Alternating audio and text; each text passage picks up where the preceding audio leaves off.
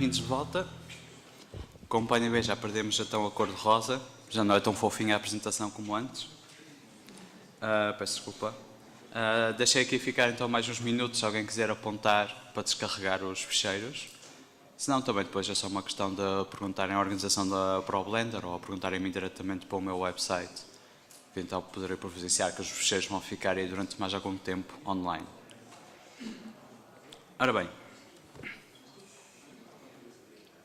vou então agora sair da apresentação.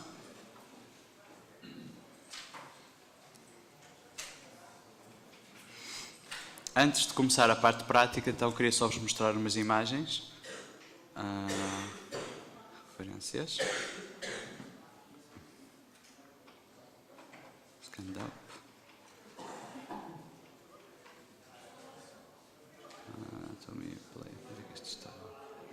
Aqui está.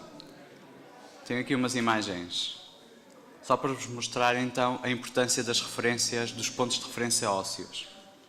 Portanto, este foi um scan que eu fiz ontem à noite. Como podem ver, eu estava um bocadinho mais em forma aqui hoje. Esta culpa foi de jantar na taberna de Baixo. Como vocês podem ver, eu vou-vos mostrar várias imagens que são, digamos, são bastante diferentes.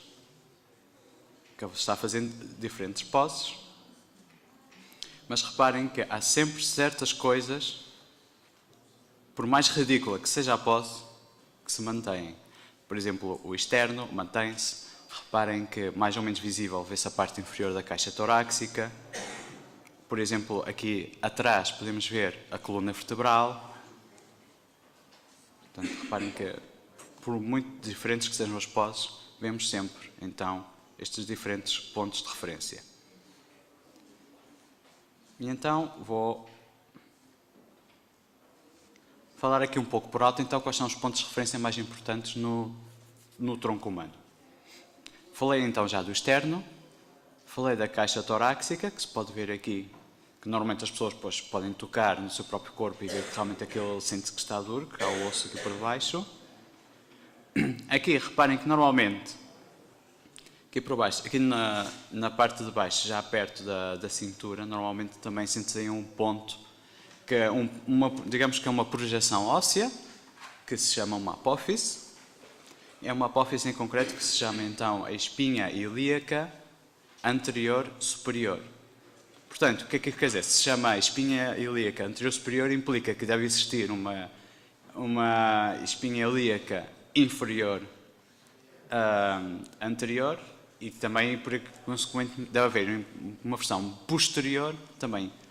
Seja então, existe a anterior, posterior, inferior e superior. Portanto, aqui na frente, a parte da frontal é bastante claro. O problema, pelo menos para mim, antes de aprender um pouco mais de anatomia, era as costas. Não sei quanto a vocês, mas para mim as costas eram um grande mistério. Na realidade, as costas também são bastante simples. Temos então a coluna vertebral, que mais ou menos termina aqui numa vértebra exposta, que se chama normalmente a sétima vértebra cervical. Ou seja, a coluna vertebral tem três tipos de vértebras. Tem as cervicais, que são as do pescoço. O problema é que a maior parte das cervicais depois estão por dentro da carne, ou seja, depois vão se ligar à base do crânio, que está mais ou menos ao centro. E a última dessas vértebras, que é a sétima, é realmente a primeira que aflora na superfície. E como é a primeira, é um ponto de referência muito, muito importante. E, por consequente, temos 12 vértebras que correspondem às 12 costelas que nós temos. E, depois, por fim, na parte inferior, temos 5 vértebras lombares. Um ponto de referência muito importante, fora a espinha, que temos, é aqui uma espécie de uma plataforma que existe no ombro, que se chama o acrómio. O acrómio é um grande amigo para nós, porque realmente o ombro é uma parte, vocês sabem que o ombro é uma parte extremamente móvel, ou seja, nós podemos nadar, podemos escalar, podemos ao correr, os nossos braços estão constantemente em movimentação. Isso acontece porque tanto a clavícula como a omoplata, que são os ossos mais importantes para os ombros, são mais ou menos livres, ou seja, estão ligados por vários grupos de músculos ao resto do esqueleto, mas precisamente como estão mais ligados por grupos de músculos, é o que permite essa grande flexibilidade. E é muito fácil uma pessoa às vezes perder-se, mas há uma coisa que pode ser secundária, que se pode sempre ajudar, que é o acrómio. E o acrómio está precisamente onde acaba a clavícula. Ou seja, nós temos aqui a clavícula. Reparem que ontem eu estava especialmente musculado, tinha bíceps do tamanho das sequoias da Califórnia. A clavícula está aqui por detrás do músculo e depois há uma zona aqui que vocês reparem, que tipo, tem aqui uma espécie de uma moça, tem uma zona plana e tem aqui outra moça. E esta zona plana é precisamente porque é um ponto ósseo. Como é um ponto ósseo, não há músculo e então é por isso normalmente é mais plano. Portanto, estou a ver agora toda a gente aí na plateia a fazer isto, é espetacular. E então, um grande osso, o outro grande osso importante, já falei da clavícula, o outro grande osso importante então é a omoplata.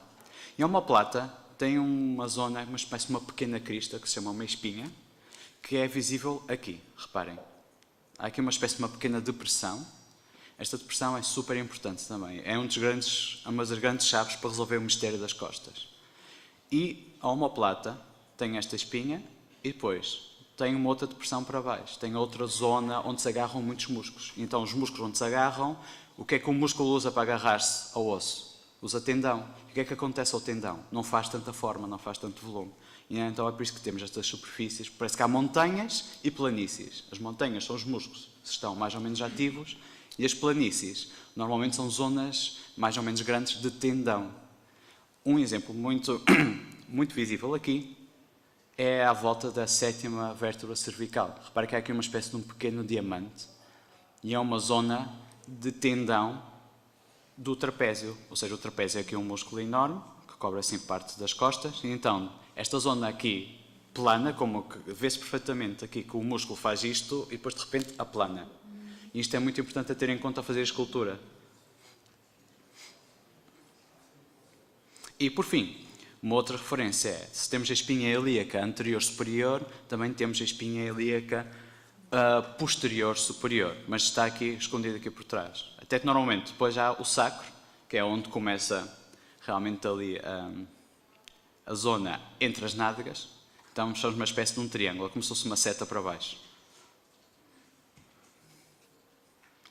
Ora bem, então como vocês podem ver, isto é ou seja, um escultor que realmente sabe de anatomia, o que é que começaria? Começaria a tentar encontrar estas coisas. Ok, encontrando estas referências, qual seria o passo seguinte? Então o passo seguinte é já começar a ver então os músculos.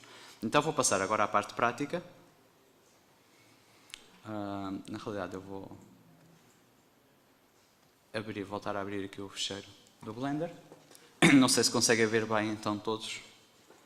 Temos então aqui a nossa malha base. Tenho aqui uns planos que infelizmente não estão a reconhecer. Permitem-me só uns minutos.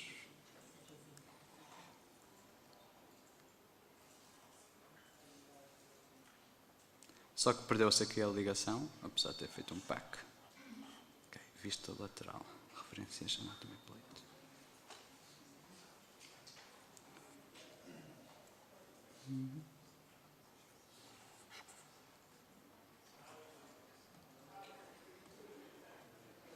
Ok, neste caso seria a vista.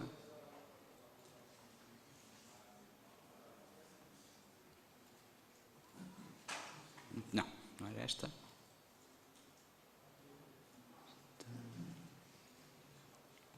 Ok, estou só aqui a carregar como uma cábula, então, aqui as vistas que eu tinha disponibilizado no fecheiro. Aqui, vista anterior.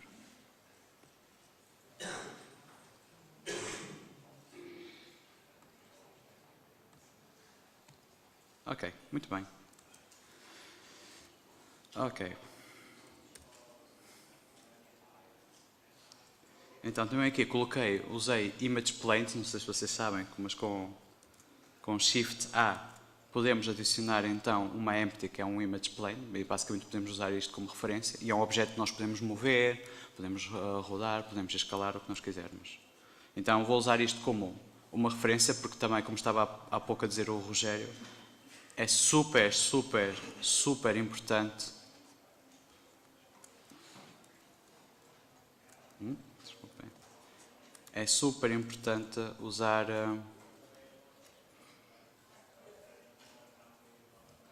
Ui, desculpem. Onde é que está o teclado? Importante usar referências para uma pessoa não se perder, tal como eu estou agora perdido aqui com o viewport. Ok, já está. Então, eu vou usar isto só para marcar aqui, muito brevemente, aqui na nossa malha base. E, na realidade, eu vou criar aqui só um nome, para não ir perdendo este trabalho, portanto, a escultura.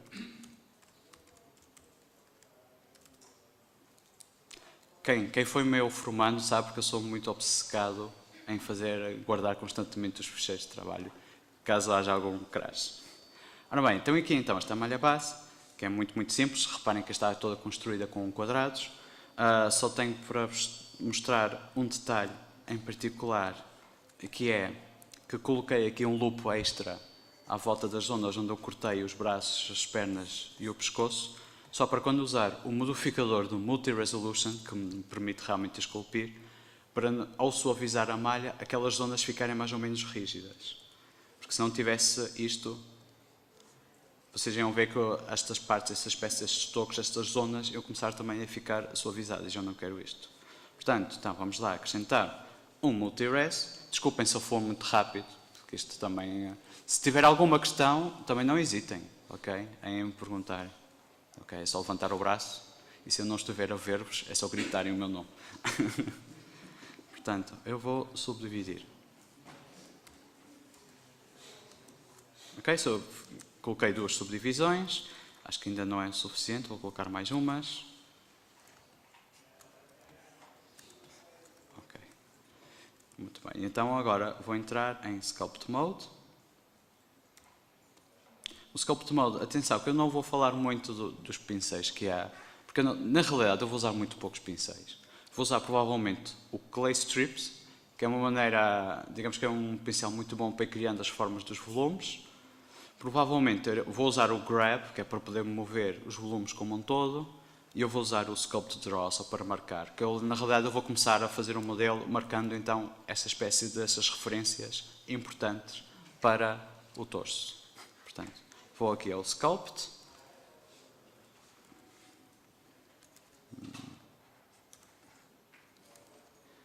Vou tendo em conta aqui mais ou menos o que eu tenho. Por exemplo, sei que por aqui quero marcar a parte inferior do externo, temos aqui a parte superior do externo, temos aqui a clavícula. E então para isso eu vou usar o Grease Pencil para me ajudar. Então vou simplesmente marcar isto assim. Uau! Esta seria a clavícula.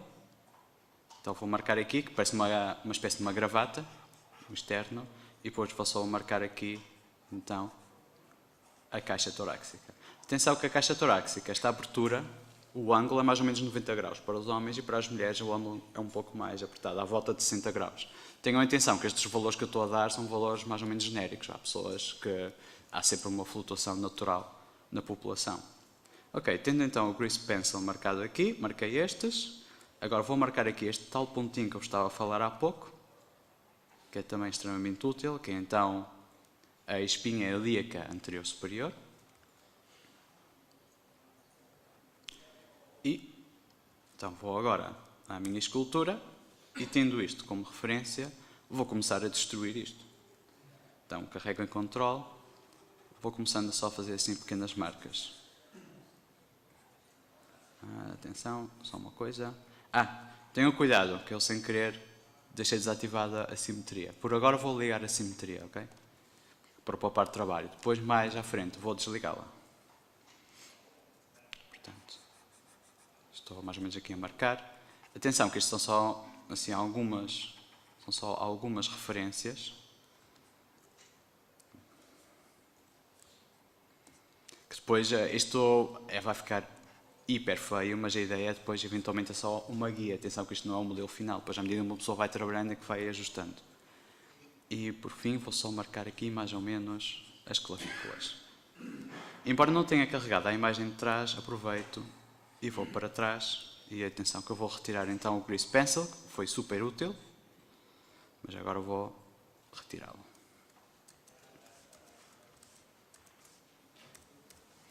Ok, vamos então para trás. E então, agora vou marcar os outros pontos que eu estava a falar há pouco, que era... Temos então aqui a nossa clavícula. Atenção, eu vou só acrescentar mais um nível de subdivisão, porque eu acho que isto ainda não é o suficiente. Só para ajudar a marcar. Depois, quando estiver a trabalhar nos volumes básicos, o melhor é sempre ir para uns níveis mais inferiores, que tenham menos detalhes, para poder mover. Por exemplo, se nós fizermos uma veia e achamos que está super bem, mas reparamos que o músculo onde está desenhada a veia está mal, de proporções, o que nós fazemos, vamos para os níveis inferiores, ajustamos o músculo e quando voltamos a um nível superior, a veia não está destruída, simplesmente ajusta-se ao músculo. Portanto, a clavícula, tenham em conta que a clavícula parece como se fosse um guiador de uma bicicleta. Ou seja, não é uma linha reta, senão, como tem que dar a volta ao pescoço, então é assim, e depois parte, vai para dentro, e depois outra vez faz isto. Está assim um pouco demasiado marcado, mas é só para dar a ideia. Não sei se conseguem ver bem. E aqui então está a tal superfície do acrómio, que eu estava a falar há pouco. É uma espécie de um retângulo. Vou marcá-lo aqui. E, na realidade, o acrómio já faz parte da omoplata. Lembram-se há pouco de terem visto naquela imagem que se via uma espécie de uma depressão que ia um bocadinho para baixo e depois outra em vertical? Que estas são as coisas que realmente é preciso ter em conta na omoplata. E então, é o que se chama a espinha da omoplata, vai mais ou menos até aqui. E agora vocês podiam perguntarem muito bem, mas olha, a omoplata vai até onde? Vai até aqui? Como é que isto é? É aqui que é importante a anatomia para o tema de proporções. Ou seja, nós sabendo, por exemplo, com as placas que eu vos providenciei, na realidade a omoplata termina mais ou menos onde começa a cabeça. Ou seja, a cabeça estaria por aqui, não temos. Então quer dizer que, na realidade, esta linha diagonal que vai um pouco para baixo, termina mais ou menos nesta linha. E, embora não tenha aqui colocado uma referência, normalmente usa-se muito uma cabeça como referência para as proporções. E neste caso, a omoplata é mais ou menos o equivalente a uma cabeça. Portanto, imagina, transportar uma cabeça para aqui, isto vai ser um pouco ao milímetro, ok? Mas é mais ou menos como se fosse uma cabeça. Mais ou menos por aqui. Reparem que isto é um pouco feio, parece um pouco feio, mas é, digamos, a nossa estrutura. Para nós sabermos por onde é que nós vamos atacar. O externo também é mais ou menos o equivalente a uma cabeça. E na realidade, entre a clavícula e este ponto que eu vos marquei aqui abaixo, que pertence à bacia, é mais ou menos o equivalente a duas cabeças. Ou seja, se uma pessoa tiver a fazer uma escultura e fez um modelo à malha base, mas não sabe se, o tronco parece que está demasiado comprido. Se pegar na cabeça da personagem e meter mais ou menos duas, fazer uma cópia e meter duas, se vê que o tronco está maior do que essa dimensão, é por isso que está a parecer um pouco estranho. E como eu tinha-vos falado há pouco, há um equivalente a este ponto aqui atrás, que depois há outro equivalente que faz aqui uma espécie de um triângulo. Este triângulo não é que exista na natureza, só para falar-vos então, que são 3 pontos de referência. E daqui a aqui, vou voltar aqui às imagens de referência, reparem que a bacia faz esta espécie de curvatura. E então vou só marcar aqui.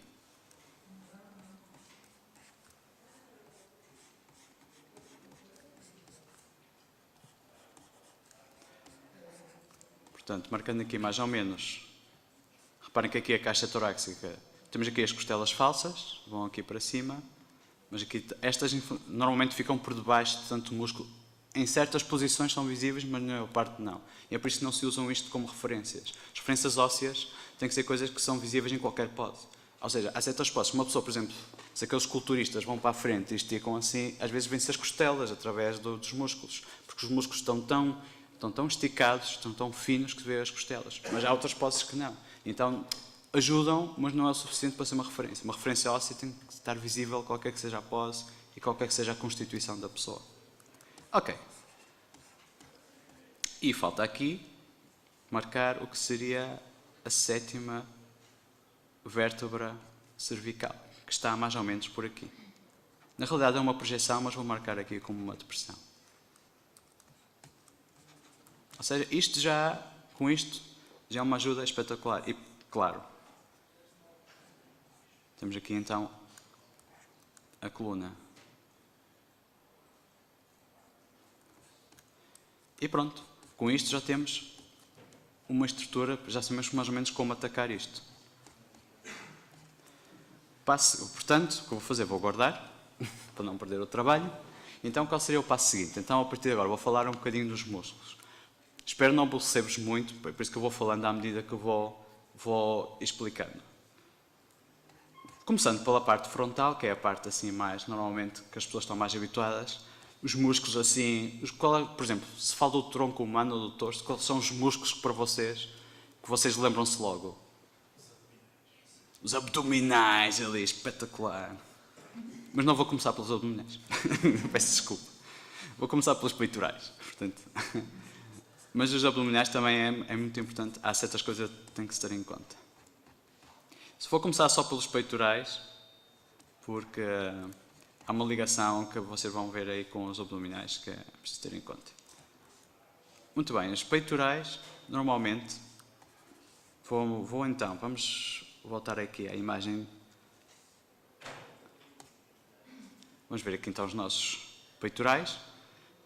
Reparem que os peitorais, vamos só um pouco de ter-vos falado das origens e das inserções. A origem dos músculos peitorais são 3. Parte do 1/3 da clavícula. Lembra-se da parte que era do guiador, que era assim? Aquela parte mais frontal. Aí nasce parte dos músculos deltoides, dos peitorais, desculpem. Depois outra parte vem do externo, mas reparem que o externo na realidade vai até aqui. Ou seja, fica aqui um espacinho, é por isso que esta parte tem a ver com os abdominais, é por isso que eu falo dos abdominais depois. E depois há uma pequena parte que vem das costelas.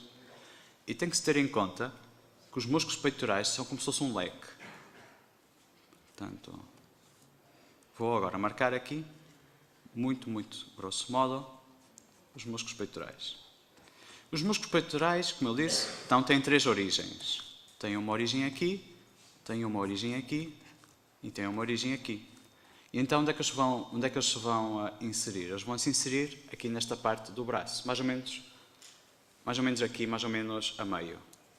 Mas a questão é que eles, como são uma espécie de um leque, na realidade, esta parte de cima, que nasce da clavícula, vai se inserir mais ou menos aqui nesta zona. Ok? Esta parte que nasce do externo passa por baixo e não vai exatamente ao mesmo sítio, senão vai-se inserir mais ou menos aqui. E esta parte que nasce das costelas vai se inserir num ponto ainda que está mais acima. Reparem que eu estou a destruir completamente o modelo, ok? Depois eu vou suavizar, mas é só para demonstrar-vos. Ou seja, funciona precisamente como se fosse uma espécie de um leque. E então é por isso que às vezes temos formas como... Reparem que nós podemos ver aqui, esta é a parte que nasce da clavícula, aqui já é mais difícil a distinção, mas podem ver que aqui há uma espécie de uma pequena depressão, que é precisamente esta parte superior dos músculos peitorais.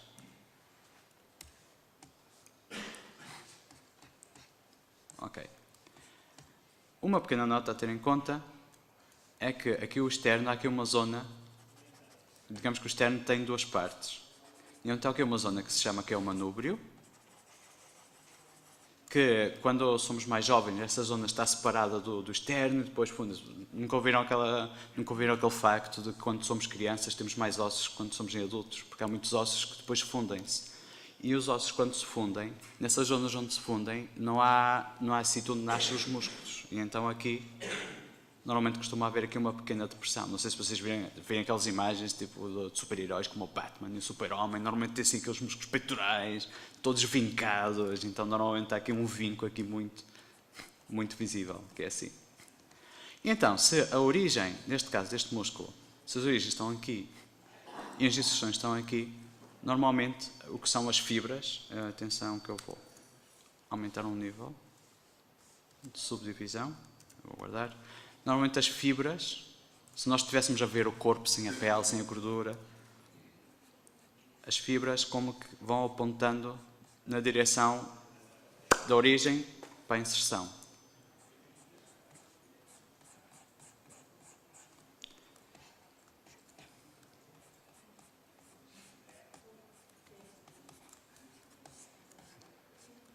Ok. Pronto, este seria o músculo dos peitorais. E então, agora, como tinham falado há pouco dos abdominais, os abdominais originam-se aqui abaixo e vão, precisamente, vão ligar-se aqui às costelas, aqui por cima.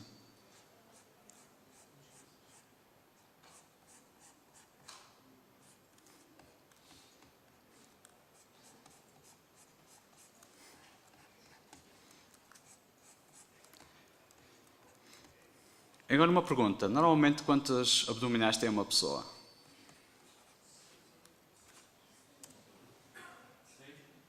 Às vezes, depende. Normalmente costuma ser assim.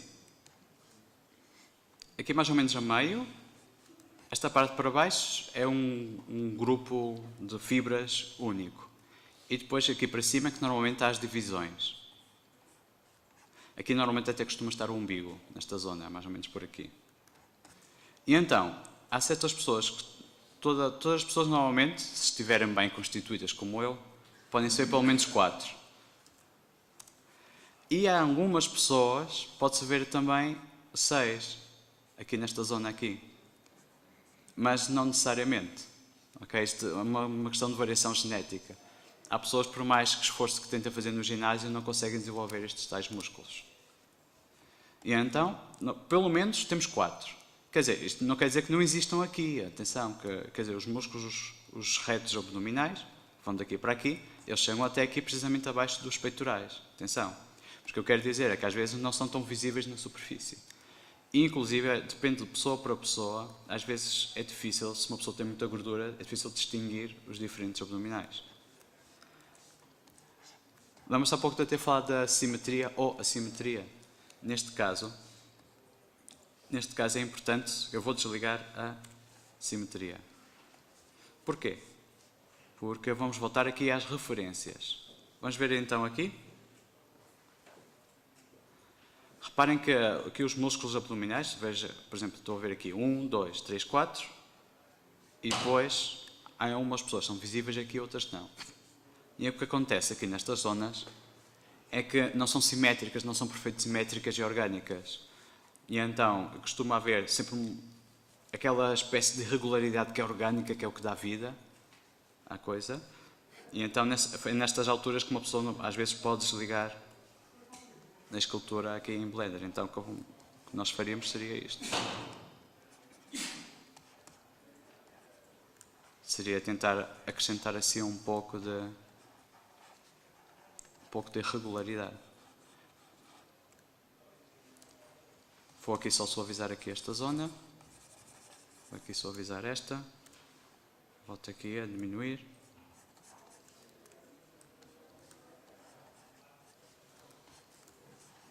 Mas isso aí é muito importante o uso de referências, quando vocês estiverem a fazer, porque realmente se querem dar aquele toque mais realista, tem que ser com o uso das referências.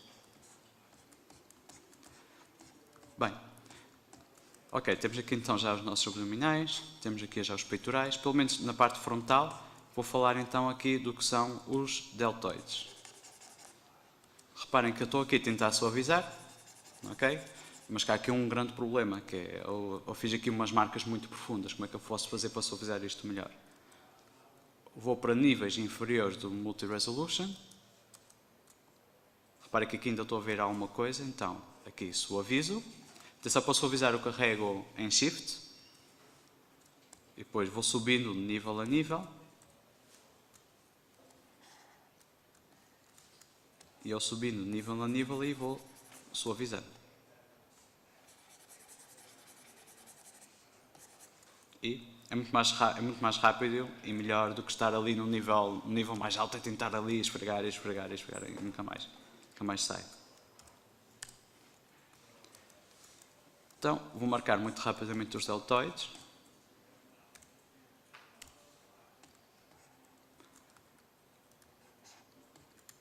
Os deltoides, tal como os peitorais, têm 3 origens diferentes. Ou seja, um músculo às vezes é músculos que são mais complexos. Então têm diferentes origens. O deltoide é um desses. Então, muito rapidamente, lembram-se aqui da clavícula? A clavícula fazia aqui uma espécie de um guiador de bicicleta. Aqui era a origem do peitoral e aqui é a origem do deltoide. E mais ou menos convergem ao mesmo sítio, até aqui.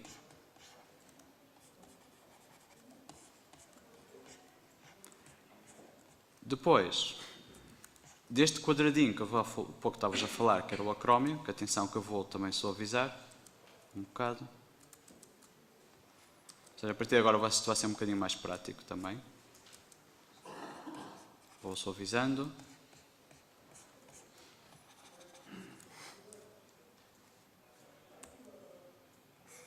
Ok, então aqui com o scalp.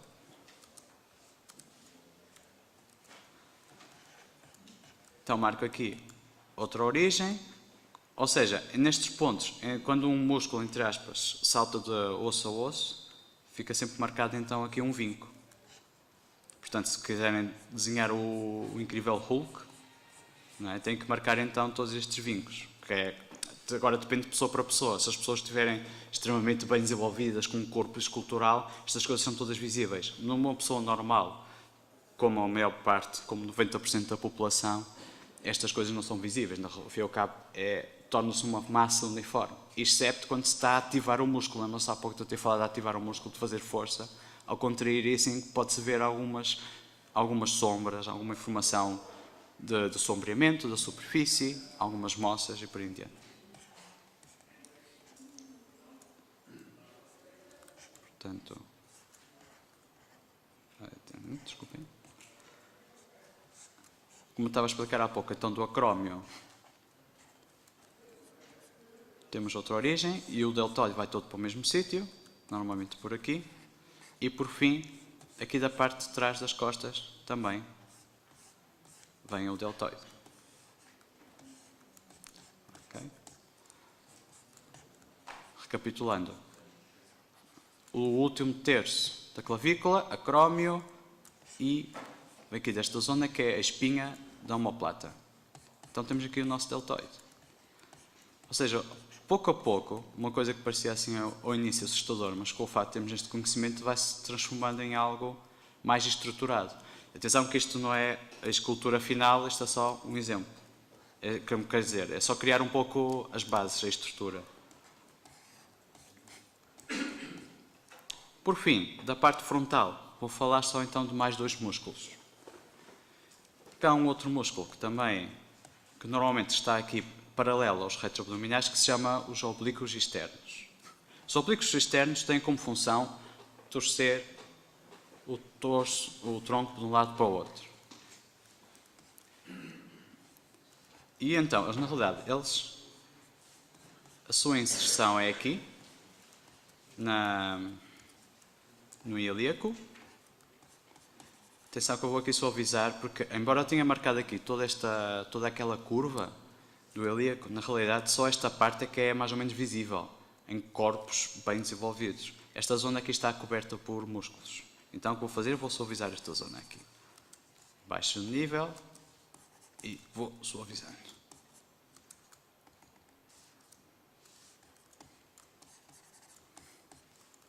Então, como eu estava a explicar há pouco, estes tais músculos, os músculos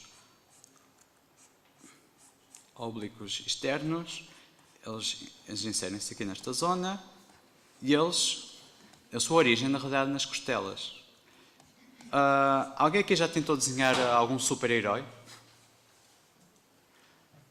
Nunca tentaram desenhar aqueles músculos que caem assim por baixo? Aliás, eu vou mostrar-vos. Ora bem. Vou tentar encontrar aqui uma pose que eu tenha feito que seja, como podem ver, fantásticas. Aí, fenomenal. Se bem que esta não é muito útil para o que quero mostrar-vos. Oh, cá está.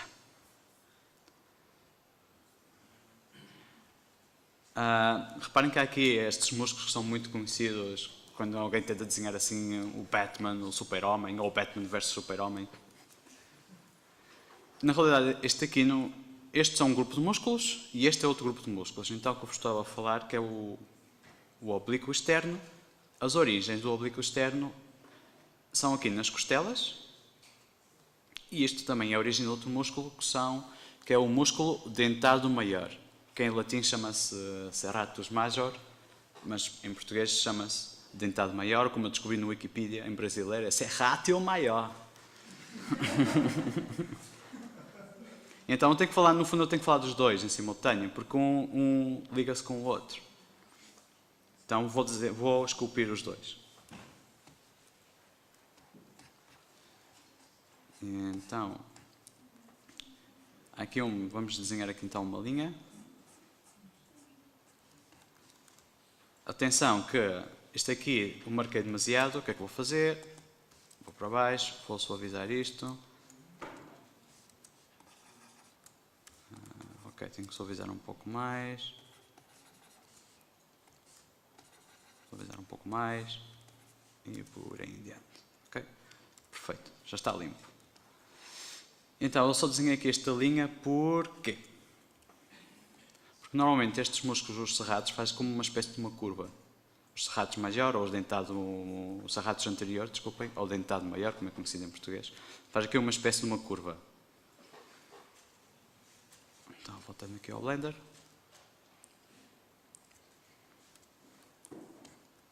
Vou marcar aqui. Está mesmo por debaixo aqui do peitoral, e depois fazem assim, assim. Temos às vezes 2, às vezes 3. Como eles, digamos, são músculos que se desenvolvem um pouco para fora, o que vou fazer, vou mudar do Sculpt Draw para o Clay Strips. E reparem no efeito do Clay Strips. Este é o efeito do Clay Strip. Estão a ver? Faz como que a espécie que vai acrescentando um modo um pouco mais aplanado a massa. Enquanto que o Sculpt Draw, o que faz, é como uma linha. Vou aumentar a intensidade. Este é o Sculpt Draw e este é o Clay Strips. A intensidade máxima. Ou seja, o perfil deste é muito mais afiado e este é melhor para ir construindo formas controladas. O problema se nós usarmos o Sculpt Draw é que depois os músculos começam a aparecer, em vez de parecerem realmente superfícies mais ou menos planas, porque se nós formos a ver aqui nas imagens, reparem que, por exemplo, aqui, é por isso que também eu há pouco tinha falado da análise planar, reparem que pelo modo como está sombreado aqui os músculos peitorais, é que não parecem mamas, como às vezes as pessoas veem que parecem mamas. Na realidade, digamos que há planos mais ou menos marcados. Depende, uma vez mais, da constituição da pessoa.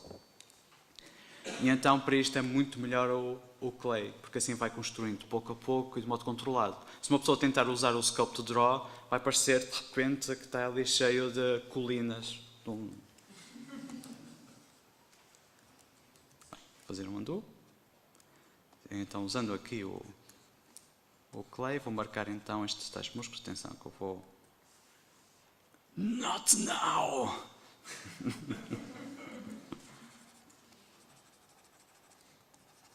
Vou marcando então aqui os nossos músculos. O dentado maior. Não sei porque parece o nome de uma personagem de desenhos animados. Como este está fantástico. Vocês podem ver. Mas é só uma indicação. E ok, eu tenho aqui esta linha que eu usei para marcar, que porcaria. Este foi só uma guia para me ajudar, volto para trás, vou suavizar.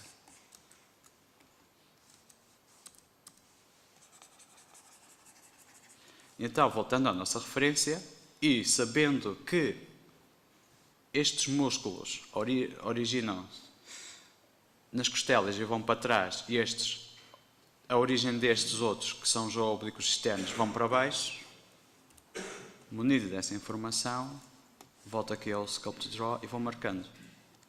E aqui temos então... Uau!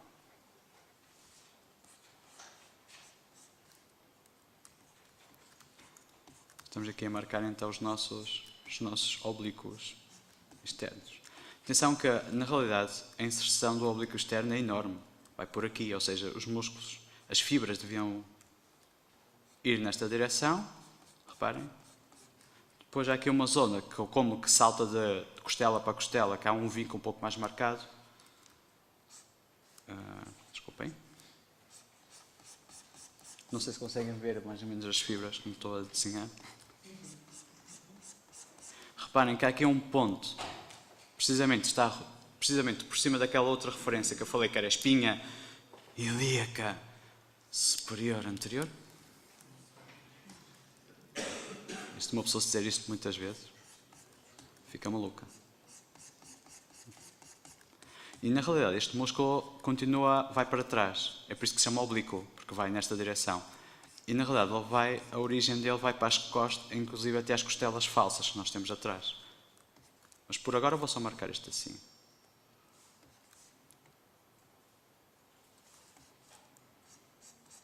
E isto está a ser um pouco genérico, porque isto podia ser o Blender, podia ser o ZBrush, podia ser o Mudbox, qualquer coisa. Também parte desta Masterclass era um pouco explicar isso. Explicar que não só que estes conhecimentos pode-se aplicar a qualquer programa, mas que o Blender é igualmente bom, tal como os outros programas também para fazer esculturas. Aliás, ultimamente na Blender Nation têm aparecido esculturas digitais que eu vejo fantásticas, são fantásticas. Por exemplo, vi uma que era do Conan o Bárbaro e estava brutal. Ok, então isto é o oblíquo, então estes são os tais cerrados. Vou fazer aqui uma pequena pausa só para vos falar de que às vezes nós estamos a trabalhar e às vezes a luz atrapalha um bocado. Não sei, principalmente em escultura é muito importante usar a luz. Não sei se sabem, o Blender tem uma função que são os matte caps. Eu vou mostrar aqui. Que isto é muito bonito, é muito giro, porque é uma coisa que tem o ZBrush, então o Blender também tinha que ter. Tem a sua piada, não digo que não, mas na realidade não é muito útil para a escultura. Uma pessoa, por exemplo, pode meter como se isto fosse dourado, mas não é... tem pinta assim de troféu, mas não é muito útil para andar a esculpir. Um grande problema com os matte caps, é que a iluminação é fixa, ou seja, e às vezes é muito importante. Se uma pessoa está a trabalhar em escultura, tem que estar sempre a ver, a rodar, ou quando uma pessoa está a fazer um desenho ao vivo, tem que estar sempre a ver a sua luz, como é que a luz afeta a superfície, porque ao fim e ao cabo o que importa é a superfície. A anatomia permite conhecer o que há por baixo da superfície para poder representar melhor, mas ao fim e ao cabo é isso, representar a superfície. E então, na realidade, o que eu prefiro usar é usar as próprias luzes do Viewport OpenGL para alterar. Só que é um pouco irritante, porque eu tenho que estar a fazer isto. Tenho que estar a File, User Preferences. Bem, isto está aqui enorme, mas reparem. Então o que é que eu fazia? Fazia isto. Mudava aqui a luz. Só que não é muito útil, depois tenho que estar com uma janela assim separada. E então descobri um add-on que se chama Quick Prefs, que é muito útil para o Viewport. Portanto, inclusive está no fecheiro zip que eu vos passei. E o que acontece é que com o Quick Prep, está aqui abaixo, há uma série de preferências que uma pessoa pode trabalhar aqui perfeitamente aqui em Details. E uma das coisas que uma pessoa pode fazer é ativar as luzes e criar como presets de luzes.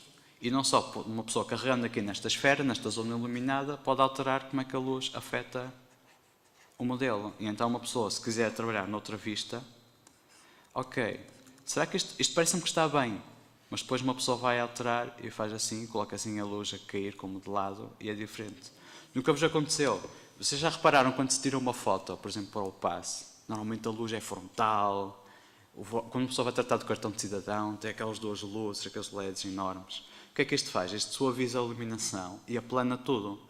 Ou seja, uma pessoa em diferentes condições de luminosidade pode parecer completamente diferente. Não é a mesma coisa estar a ver uma pessoa iluminada assim de frente, com uma luz vindo de cima ou uma luz vindo de baixo. E então uma ferramenta muito útil para um escultor digital é ter esta possibilidade de alterar a luz a nosso belo prazer. Inclusive podemos, nós, com este add-on, nós podemos criar os nossos próprios presets de luzes. Ele tem vários, ele tem tipo, por exemplo, o Candy, tem um Dark Grey, há uns que são mais ou menos úteis. E eu criei mais uns. Eu criei um chamado silhueta. Lembram-se há pouco de eu ter falado da silhueta? Uma maneira de comprovar em Blender é desligar todas as luzes, pô-las em negro, e assim uma pessoa pode fazer simular, ok, será que a escultura que eu estou a fazer ou o modelo 3D, porque isto fala para esculturas no modelo 3D, será que é bem legível? E então uma pessoa ativa um modo de silhueta, vai vendo diferentes pontos de vista e assim já pode mais ou menos controlar. Tem aqui um que é para que se chama escultura, tem aqui outro preset criado chamado escultura 2. Nós podemos inclusive criar como luzes, tentar simular uma iluminação de estúdio, colocar uma luz vinda de trás e alterar a nosso belo prazer.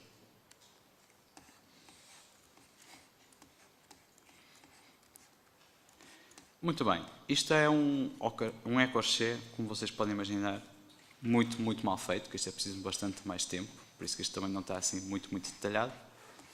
Mas então vou só vos falar então da parte de trás, que eu acho que é muito importante falar assim muito rapidamente, para tentar-vos também dar umas luzes no assunto.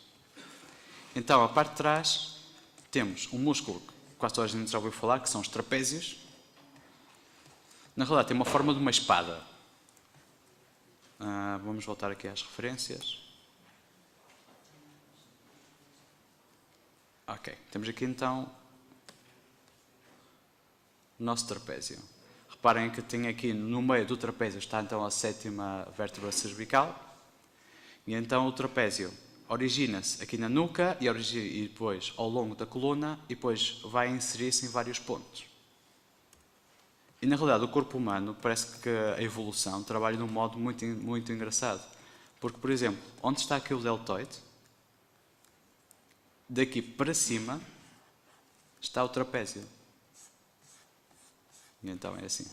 Ou seja, parece quase que é contínuo. Tem a ver um pouco com o gesto e também com outro conceito que existe também muito em desenho, que é o ritmo. Para tentar fazer com que o desenho seja mais harmonioso, em vez de parecer partes desconexas, como um braço parece que está para um lado ou uma perna está para o outro, há certas linhas imaginárias, por exemplo, a forma de um braço, como passa para o ombro, como desce pelo torso e vai até à perna. Se essas linhas são suaves e não têm assim inflexões muito grandes, torna-se uma pessoa sem saber, não sabe muito bem porquê, mas parece um desenho harmonioso, parece agradável de se ver, parece que até está a guiar o olho. Por exemplo, é super importante a composição, usar diferentes regras para ajudar uma pessoa, para tentar contar. Às vezes é possível contar uma história com uma só imagem, usando diferentes focos, usando certos elementos para guiar o olho para um lado, e é quase como um truque de magia. Ok, eu olho para este lado, mas na realidade agora este é outro, não é? E então, por exemplo, um exemplo assim, muito rápido.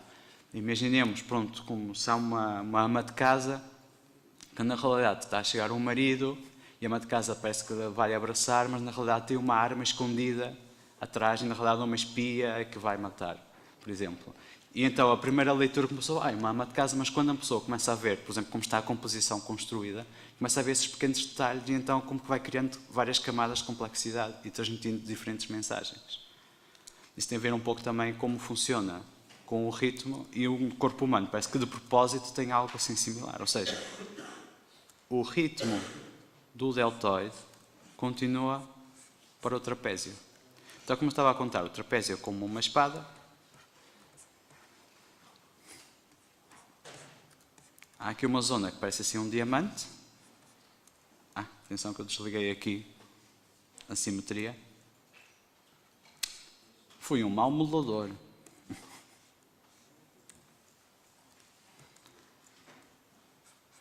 Ok.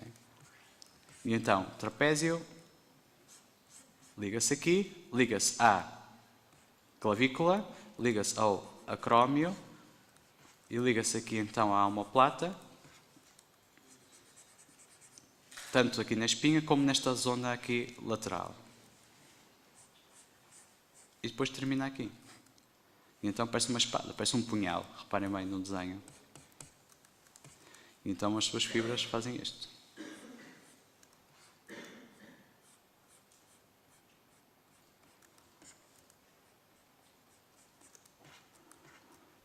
Desculpem. Há aqui um detalhe que também é interessante se estiverem a esculpir.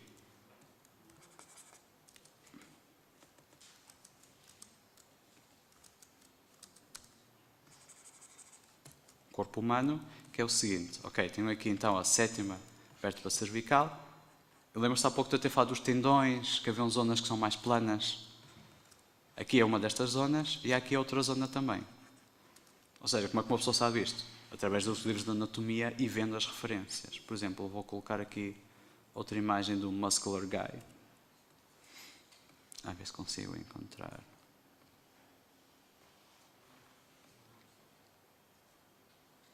Talvez aqui. Ok. Parem como está aqui uma pose diferente. Aqui está então a tal zona que é um diamante, que é uma zona de tendões.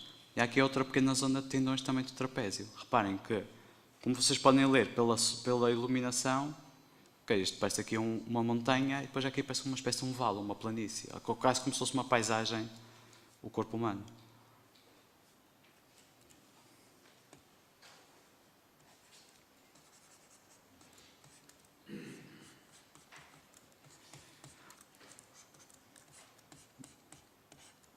Bem, não vou ter tempo para falar de tudo, mas então só para vos demonstrar o que é que eu quero dizer com isto então dos tendões, vou tentar exemplificar aqui no trapézio. Vou usar um outro tipo de pincel, o clay strips, como tinha falado há pouco. Então vou começar aqui a construir. Atenção que vou passar para este nível mais alto.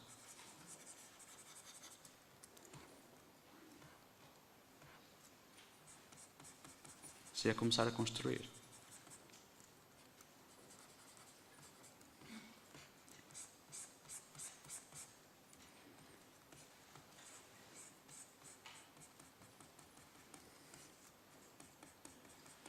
Sempre tendo em conta a direção das fibras. Por isso as imagens que eu vos passei também são muito, muito úteis. Reparem então o que é que eu faço. Coloco aqui o clay strips. Vou acrescentando então massa, pouco a pouco. Ok. Eu estou a supor então que isto é uma personagem quase como se fosse um super-herói. Reparem que aqui, como esta zona é osso, ok, é plana, mas aqui vou acrescentar então massa muscular, os deltoides, massa muscular, e reparem que esta zona é mais ou menos plana. E eu estou reparando uma coisa, que isto está um pouco torcido, normalmente o acrómio é plano. Então o que é que eu faço? Para fazer um ajuste global, vou para trás, não tanto para trás, provavelmente aqui no 2, uso o grab e vou ajustando. Reparem que eu vou ajustar aqui um pouco, vou ajustar aqui, inclusive eu posso ajustar aqui desta forma e os detalhes que eu tive a esculpir não se perdem, simplesmente ajustam-se. Volto outra vez aqui ao clay strips, vocês podem ver que isto é um pouco seca. Quando a pessoa está a trabalhar, no fim e ao cabo está sempre a alterar entre os pincéis, está sempre a controlar as diferentes vistas. Seca para quem está a ver, para quem está a esculpir, óbvio, é bastante mais divertido. Ou seja, o clay strips tem aquele toque particular de que se uma pessoa vai acrescentando estes detalhes, ok, está assim muito tosco, certo? Mas depois passa-se por cima com o smooth brush, que relembro que é com o shift. Este aqui está um pouco feio, não liga, mas aqui está a ficar com o melhor aspecto. E aqui reparem que, ok, eu quero que isto fique mais plano. Por exemplo, aqui não estou muito seguro desta zona. Então, o que é que eu faço? Vou movendo. E reparem, isto está admitidamente muito feio. E eu sei que está feio porquê? Porque isto devia estar aqui com uma forma muito mais vincada. Esta linha aqui não devia estar. Mas esta é basicamente a ideia.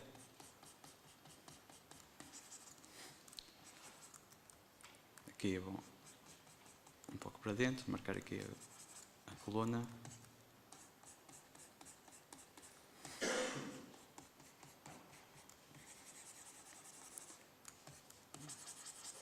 Este aqui ficou um pouco feio. Vou assim para trás. Suavizo.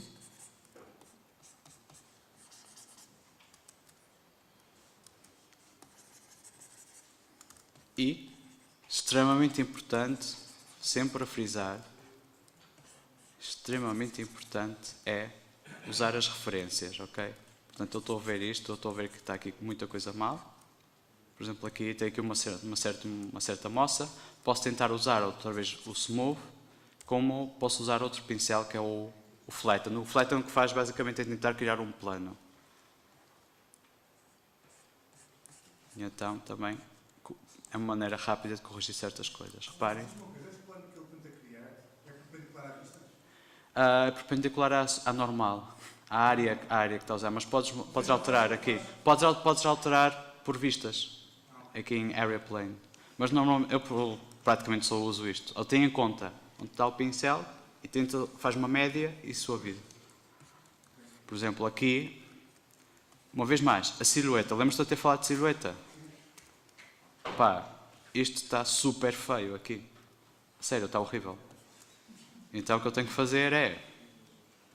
Tenho que atacar isto. Não há outra maneira. Tenho que atacar. Porque um pescoço de uma pessoa não faz esta moça assim. Isto parece ter um tumor. Então o trabalho de escultura digital é um pouco isto. É usar a luz, ou a falta dela, que é super importante. Ter um conhecimento, no caso de escultura digital humana, ter um conhecimento estruturado, que é sempre bom, da anatomia. Por isso recomendo, por exemplo, livros ou inclusive cursos. Existem alguns cursos online, depois da palestra posso-vos comentar ou ao longo do dia. Também são extremamente importantes. Mas não há nada como ter conhecimento. É que ter conhecimento é como ter poder. Uma coisa é uma pessoa tentar copiar e depois uma pessoa fica muito presa às tem que encontrar esta pose em concreto, tem que encontrar esta referência em concreto. As referências são importantes, mas também é importante ter começar a ganhar aquela base de dados interna, aquela estrutura. Ok, esta caixa torácica é assim, esta bacia é assim, esta coluna é assim. Por exemplo, se eu torcer por um lado, sei que se calhar o músculo e a carne vai-se começar a comprimir num lado e estende-se do outro. E entre trabalhar com as referências, mas uma pessoa vai começando a ganhar poder para poder fazer coisas mais fantasiosas, fazer aliens. Por exemplo, uma pessoa pode construir uma criatura alienígena, mas essa criatura alienígena, se for minimamente humanoide, mesmo assim tem que se usar os conhecimentos de anatomia cá por trás. Porque às vezes as pessoas fazem uma criatura que não tem nem pés nem cabeça, literalmente, como no meu caso. Mas depois vem com a desculpa. Isto é de fantasia. Sim, mas isto é um braço, não deixa de ser um braço. Então se fizeste um braço humano, ou então se fizeres um braço diferente, que mecanicamente funcione mais ou menos como tu queres que imagine. Não vale a pena, não vale estar a criar músculos extras só porque é fixe. Tem que ter um certo sentido. E o corpo humano é uma máquina muito, muito complexa. E óbvio, os músculos são muito complexos, não vou falar aqui de todos, estou só a falar um pouco, mais ou menos, da importância da anatomia e um pouco do workflow, neste caso. Mas basicamente o que eu quero frisar é simplesmente que isto não está a correr bem. Simplesmente o que eu quero frisar é que uma pessoa tendo esses conhecimentos, depois é muito mais fácil atacar coisas que parecem complexas. Bem, vou acabar por agora, que isto foi uma palestra também um pouco longa, mas espero que tenham gostado sinceramente, espero que tenham aprendido alguma coisa. E se tiverem perguntas, portanto, podem disparar à vontade.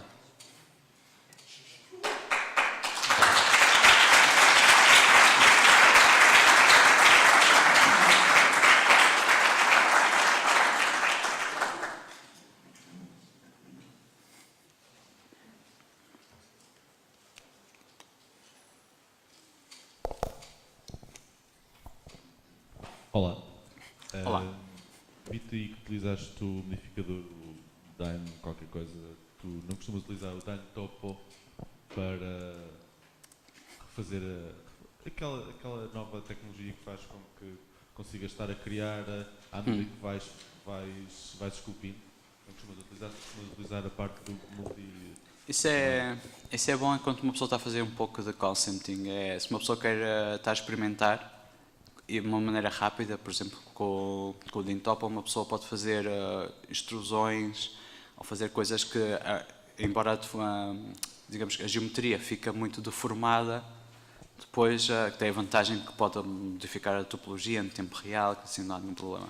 Mas isto é útil para fazer concepts, mas depois para esculpir realmente eu ainda prefiro usar o multi-res, que é mais controlado, porque o problema com o DIN-Topo não há os diferentes níveis de subdivisão.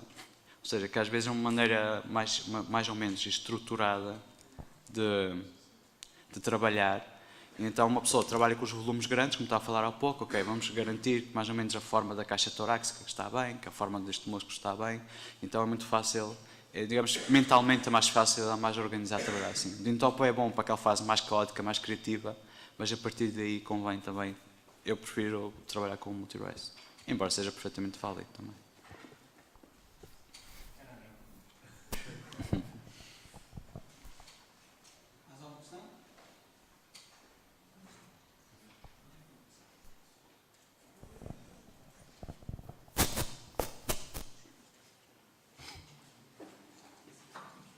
Eu, em primeiro lugar, quero dar os parabéns ao Luís pela sua excelente constituição física. Umas fotos São anos de provam trabalho. isso. E quero agradecer esta masterclass. Acho que teve assim, umas dicas excelentes em termos de anatomia, em termos de técnicas para a escultura. E em nome do ISEC e da ProBlender, quero mais uma vez agradecer a tua participação aqui e oferecer uma pequena lembrança. Obrigado.